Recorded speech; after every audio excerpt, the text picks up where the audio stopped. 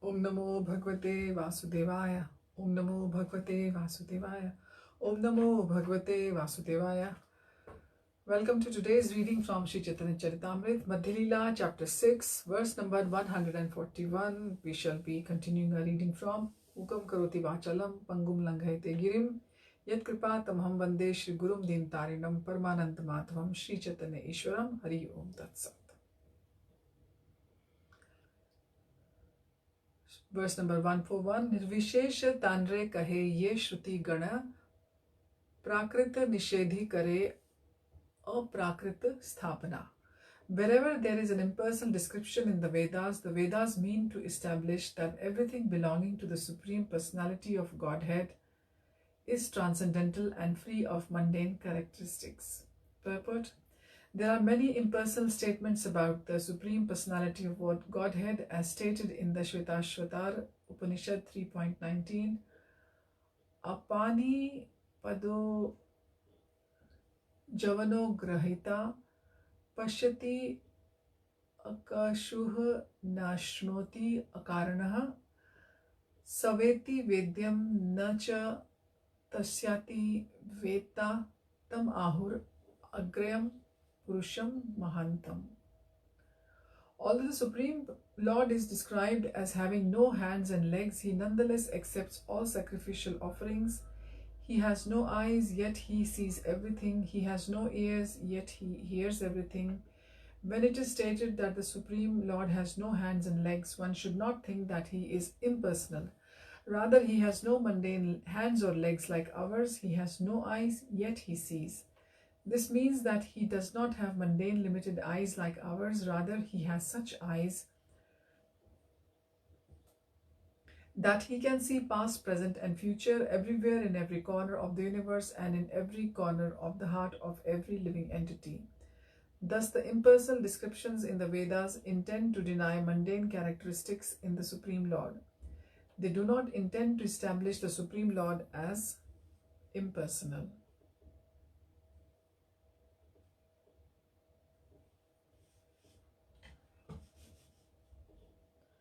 Verse number 142. Yaya Shrutir Jalpati Nirvishesham Sa Sabhidhatte Savishesham Eva Vichara Yoge Sati Hanta Tasam Prayo Baliya Savishesham Eva. Sri Chaitanya Mahaprabhu continued, whatever Vedic mantras describe the absolute truth impersonally only prove in the end that the absolute truth is a person. The Supreme Lord is understood in two features, impersonal and personal. If one considers the Supreme Personality of Godhead in both features, he can actually understand the absolute truth. He knows that the personal understanding is stronger because we see that everything is full of variety. No one can see anything that is not full of variety. Purport. This is a quotation from Sri Chaitanya Chandrodaya Nataka 6.67 by Kavi Karnapura. Verse 143. Brahma haite janme vishwa brahmete jivaya se brahme punarapi hai yaya laya. Everything in the cosmic manifestation emanates from the absolute truth, remains in the absolute truth, and after annihilation again enters the absolute truth. Purport. In the Taittiriya Upanishad 3.1 it is said, Yato va imani bhutani jayante. The entire material cosmic manifestation is born of the Supreme Brahman. Also, the Brahma Sutra begins with the verse, Janmadi asya yataha. The absolute truth is that from whom everything emanates. This is from Brahma Samhita 1.1.2. That absolute truth is Krishna. In the Bhagavad-Gita 10.8, Krishna says, Aham sarvasya prabhavo mattah sarvam pravartate. I am the source of all spiritual and material worlds. Everything emanates from me. Therefore, Krishna is the original absolute truth, the Supreme Personality of Godhead. Again, Krishna states in the Bhagavad-Gita 9.4, Maya tatam idam sarvam jagad avyakta murtina. By me, in my unmanifested form, this entire universe is pervaded. And as confirmed in the Brahma Samhita 5.37, Golok eva nivasati Akhilatma Bhutaha. Although the Lord always stays in his abode, Golok Vrindavan, he is still all-pervading. His all-pervasive feature is understood to be impersonal because one does not find the form of the Lord in that all-pervasiveness. Actually, everything is resting on the rays of his bodily effulgence. The Brahma Samhita 5.40 also states, Yasya Prabhavato Jagad Anda Koti Kotishva Ashesha Vasudhadi Vibhuti Bhinnam. Due to the rays of the Lord's bodily effulgence, millions of universes are created just as planets are created from the sun. Verse 1.44 Apadan Karan Adhikaran Karak Tina Bhagwanera Savisheshe E Tina Chihna. The personal features of the Supreme Personality of Godhead are characterized in three cases, namely ablative, instrumental, and locative. Purport. Srila Bhaktivinoda Thakur states in his Amrit Pravah Bhashya that according to the injunction of the Upanishads, the Supreme Absolute Truth is He from whom everything emanates. It is understood that the whole cosmic manifestation emanated from Brahman, the Supreme Absolute Truth. The creation subsists by the energy of the Supreme Brahman and after annihilation merges into the Supreme Brahman. From this we can understand that the Absolute Truth can be categorized in three cases: ablative, instrumental, and locative. According to these three cases, the Absolute Truth is positively personified in this connection. Srila Bhaktisiddhanta Saraswati quotes the Aitareya Upanishad 1.1.1 Atma va idam eka evagra asin nanyat kinchan mishat sa ikshat lokan nusrija iti. Similarly, in the Shvetashvatar Upanishad 4.9, it is stated Chandamsi yajnaha kratvu pratani bhutam bhavyam yacha veda vadanti. Yasman mai srijate vishwam etat tasmim chanyo mayaya saniruddha. And in the Taittiriya Upanishad 3.1, Yato va imani bhutani jayante yena jatani jivanti yat prayanti abhisam vishanti tad vijinashva tad brahma. This was the answer given by Father Varun when questioned by his son Varuni Bhrigu about the Absolute Truth. In this mantra, the word Yatah, the Absolute Truth from which the cosmic manifestation has emanated, is in the ablative state. That Brahman by which this universe creation is maintained is in the instrumental case, Yena, and that Brahman into which the whole cosmic manifestation merges is in the locative case, Yat or Yasmin. It is stated in Srimad Bhagavatam 1.5.20, Idam hi Vishwam Bhagwan Ivetaro Yato Jagat Sthana Nirodha Sambhavaha. The entire universal creation is contained in the gigantic form of the Supreme Personality of Godhead.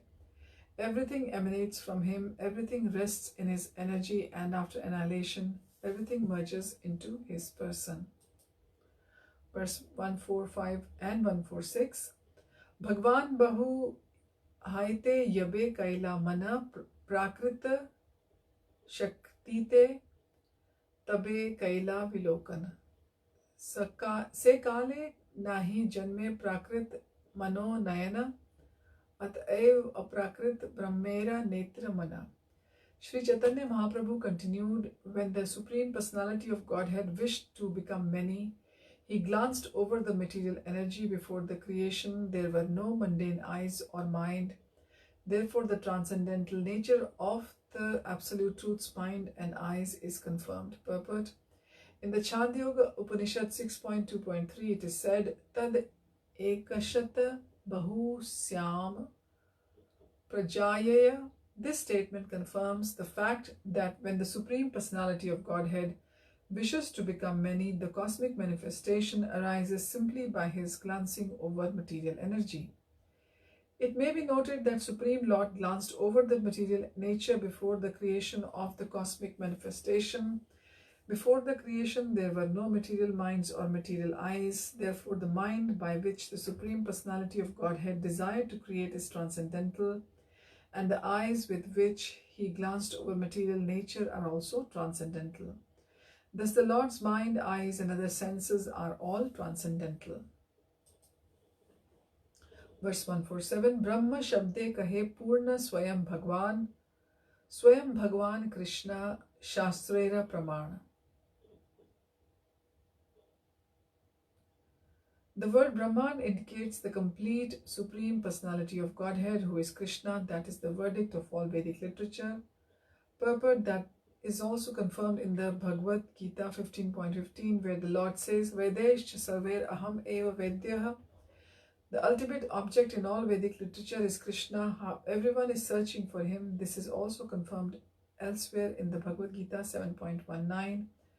Bahunam janmanam ante jnanavan mam prapadyate vasudevah sarvam iti sa mahatma sudurlabha.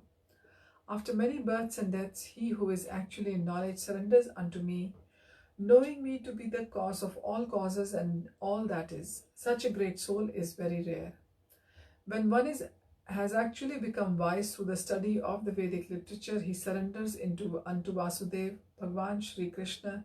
This is also confirmed in Srimad Bhagavatam 1.2.7 and 8. Vasudeve Bhagavati Bhakti Yogaha Prayojitaha Janayati Ashu Vairagyam Jnanam Chayad Ahetukam Dharmaha Swa Anushtitaha Pumsam Vivishvak Sena Kathasu Yaha Nodpadayed Yadi Ratim Shrama Evahi Kevalam. Understanding Vasudev is real knowledge. By engaging in the devotional service of Vasudev, Krishna, one acquires perfect knowledge and Vedic understanding. Thus one becomes detached from the material world. This is the perfection of human life. Although one may perfectly follow religious rituals and ceremonies, he is simply wasting his time. Shrama evahi kevalam, if he does not attain this perfection. Before the creation of the cosmic manifestation, the Supreme Personality of Godhead possessed his totally transcendental mind and eyes. That Supreme Personality of Godhead is Krishna. A person may think that there is no direct statement about Krishna in the Upanishads, but the fact is that Vedic mantras cannot be understood by people with mundane senses. As stated in Padma Puran, Atah Shri Krishna Namadina Bhaved Grahyam Indriyaha. A person with mundane senses cannot fully understand the name, qualities, form, and pastimes of Shri Krishna. The Purans are therefore meant to explain and supplement Vedic knowledge. The great sages present the Purans in order to make the Vedic mantras understandable for common men. Stri Shudra Dvija Bandhunam, considering that women, Shudras, and Dvija Bandhus, the unworthy sons of the twice born, cannot understand the Vedic hymns directly. Srila Vyasadeva compiled the Mahabharata. Actually, the Supreme Personality of Godhead is Vedeshu Durlabham, untraceable in the Vedas. But when the Vedas are properly understood, or when Vedic knowledge is received from the devotees, one can understand that all Vedic knowledge leads to Sri Krishna. The Brahma Sutra 1.1.3 confirms this fact also. Shastra Yonitvat, commenting upon the Brahma Sutra aphorism, Sri Madhya says the Rig Ved, Yajurved, Samaved, Atharvaved, Mahabharat, Pancharatra, and the original Valmiki Ramayana are all Vedic literatures. Any literature following the conclusive statements of these Vedic literatures is also to be considered Vedic literature. That literature which does not conform to the Vedic literature is simply misleading. Therefore, when reading Vedic literature, one must take the path traversed by the great Acharyas. Maha Jano Yena Gataha Sa Pantha. Unless one follows the path traversed by great Acharyas, he cannot understand the real purport of the Vedas. Verse 148, Vedera Niguda Artha Bhujana Nahaya Puran Vakye Se Artha Karaya Nishchaya. The confidential meaning of the Vedas is not easily understood by common men. Therefore, the meaning is supplemented by the words of the Puranas. Verse 149. Aho bhagyam nanda gopa prajau kasam yanmitram paramanandam puranam brahma sanatanam. How greatly fortunate are Nanda Maharaj, the cowherd men, and all the inhabitants of Brajbhumi. There is no limit to their fortune because the absolute truth, the source of the transcendental bliss, the eternal Brahman, has become their friend. This quotation is from Srimad Bhagavatam 10.14.32, is spoken by Lord Brahma. So that's why Brajbhumi is, and the inhabitants of the Brajbhumi, they are all very, very fortunate because they had the Lord living with them. Verse 150. Apani pada shruti varje prakrita pani charana punah kahe shigra chale kare sarva grahana.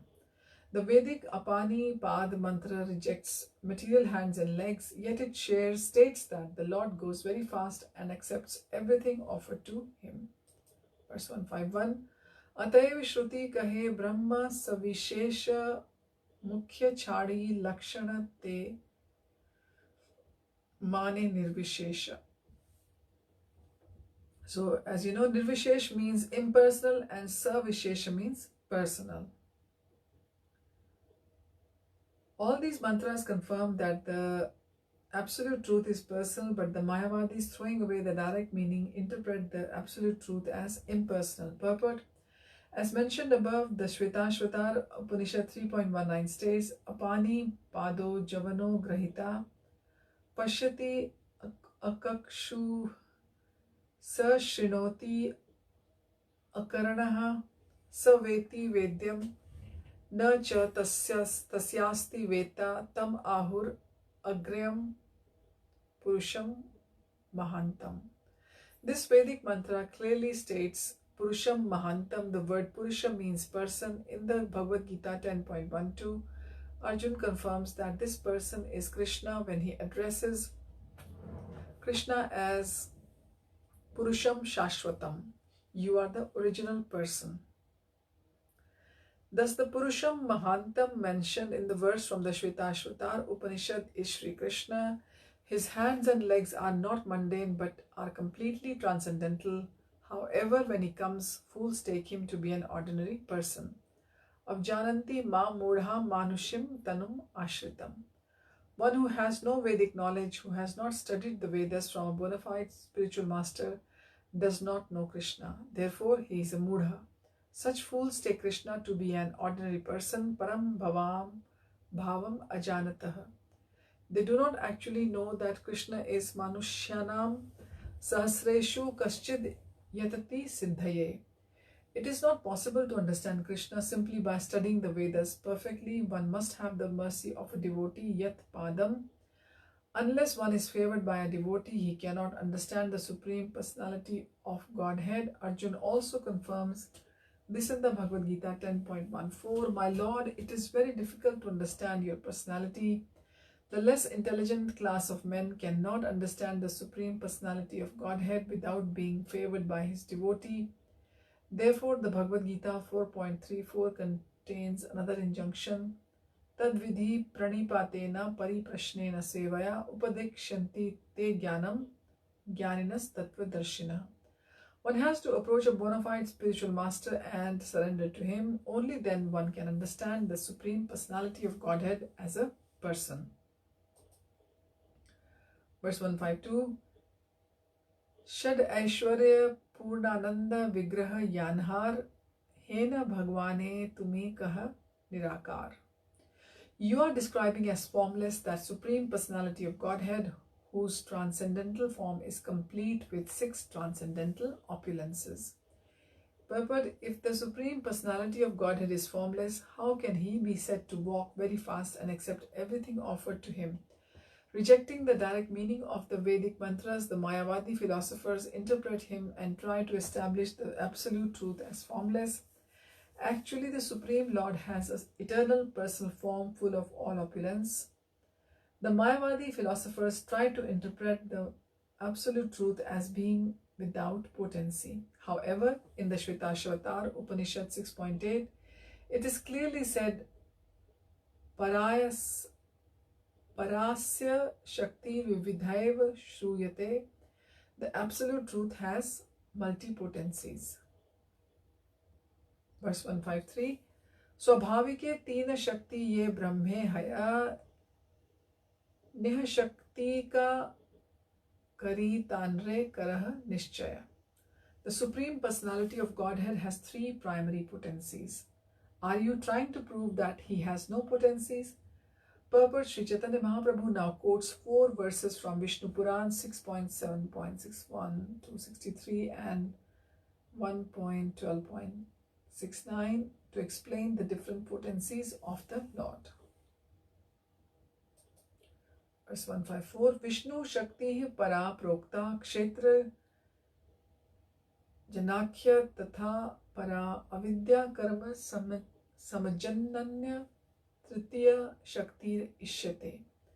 The internal potency of the Supreme Lord Vishnu is spiritual as verified by the Shastras. There is another spiritual potency known as Kshetrajana or the living entity.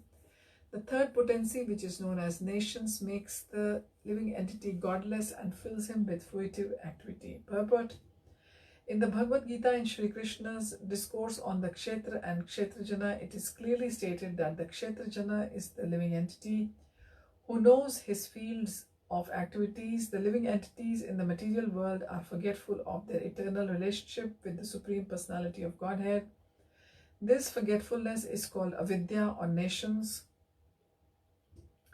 The avidya Shakti, the avidya potency of the material world, provokes fruitive activity. Although this avidya Shakti, material energy or nations, is also an energy of the Supreme Personality of Godhead, it is especially intended to keep the living entities in the state of forgetfulness. This is due to their rebellious attitude toward the Lord. Thus, although the living entities are constitutionally spiritual, they come under the influence of the potency of nations. How this happens is described in the following verse.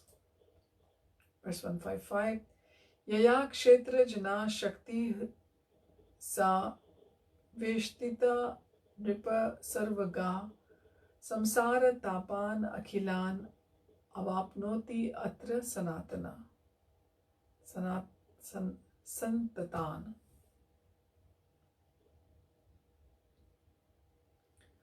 Translation: O King, the Kshetrajana Shakti is a living entity. Although he has the facility to live in either the material or spiritual world, he suffers the threefold miseries of material existence because he is influenced by the avidya nation's potency, which covers his constitutional position. Verse 156, Taya Tiro Hitat Vachcha Shakti Kshetra Jana Samjanita Sārvabhūteshu Bhūpala Taratamyena Vartate. This living entity, covered by the influence of nations, exists in different forms in the material condition. O King, he is thus proportionately freed from the influence of material energy to a greater or lesser degree. Purport: the material energy acts on the living entity in different degrees according to how he acquires the association of the three modes of material nature. There are 8.4 million species of life, some inferior, some superior, and some mediocre. The gradations of the bodies are calculated according to the covering of material energy. In the lower categories, including aquatics, trees, plants, insects, birds, and so forth, spiritual consciousness is almost non-existent. In the mediocre category, the human life, the spiritual consciousness is comparatively awakened. In the superior life forms, spiritual consciousness is fully awakened. Then the living entity understands his real position and tries to escape the influence of material energy by developing Krishna consciousness. Verse 157, Hladini Sandhini Samvit Tvai Eka Sarva Samshraye Hlada Tapa Kari Mishra Tvai No Guna Varjite. Hladini is the pleasure potency of the Lord. Sandhini is the eternity potency and and Samvit is the knowledge potency.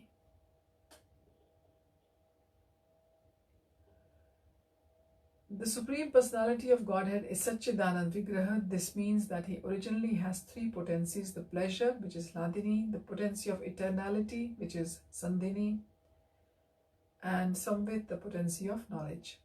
Together, these are called the Chitta potency, and they are present in full in the Supreme Lord. For the living being who are part and parcel of the Lord, the pleasure potency in the material world is sometimes displeasing and sometimes mixed. This is not in the case with Supreme Personality of Godhead, because he is not under the influence of the material energy or its modes. Verse 158. Satchidanand Maya Haya Ishvara Swarupa Tina Amshe Chit Shakti Haya Tina Rupa. The Supreme Personality of Godhead in his original form is full of eternity, knowledge and bliss. The spiritual potency in these three portions, Sat, Chit and Anand, assumes three different forms. For purport, according to the verdict of all Vedic literature, the Supreme Personality of Godhead, the living entity, and the illusory energy, this material world, constitutes the subject matter of knowledge. Everyone should there try to understand the relationship between them. First of all, one should try to understand the nature of the Supreme Personality of Godhead. From the Shastras, we understand that the nature of the Supreme Personality of Godhead is the sum total of eternity, bliss and knowledge, as stated in verse 154. Vishnu Shakti Paraprokta. The Supreme Personality of Godhead is the reservoir of all potencies, and his potencies are all spiritual. Verse 159. Anandamshe Hladini Sad Amshe Sandhini Chid Amshe Samvit Yare Gyan Kari Mani. The three portions of the spiritual potency are called Hladini, the bliss portion, Sandhini, the eternity portion, and Samvit, the knowledge portion. We accept knowledge of these as full knowledge of the Supreme Personality of Godhead. Purport: to acquire knowledge of the Supreme Personality of Godhead, one must take shelter of the Samvit potency of the Supreme Lord. Samvit is the knowledge potency. So last verse for today's reading is verse number 160. Antaranga Chitta Shakti Tathastha Jiva Shakti Bahiranga Maya Teen Kare Prema Bhakti. The spiritual potency of the Supreme Personality of Godhead also appears in three phases: internal, marginal and external. These are all engaged in his devotional service in love. Purport: the spiritual potency of the Lord is manifested in three phases: the internal, the spiritual potency, the marginal, and which consists of the living entities, and the external potency known as Maya Shakti. We must understand that in each of these three phases, the original spiritual potencies of pleasure, eternity and knowledge remain intact. When the potencies of spiritual pleasure and knowledge are both bestowed upon the conditional souls, the conditioned souls can escape the clutches of the external potency Maya, which acts as a cover obscuring one's spiritual identity. When freed, the living entity awakens to Krishna consciousness and engages in devotional service with love and affection. So we'll continue our reading from verse 161 of the 6th chapter of the Madhya Lila. Thank you for joining. Hare Tat Sat. Hare Krishna.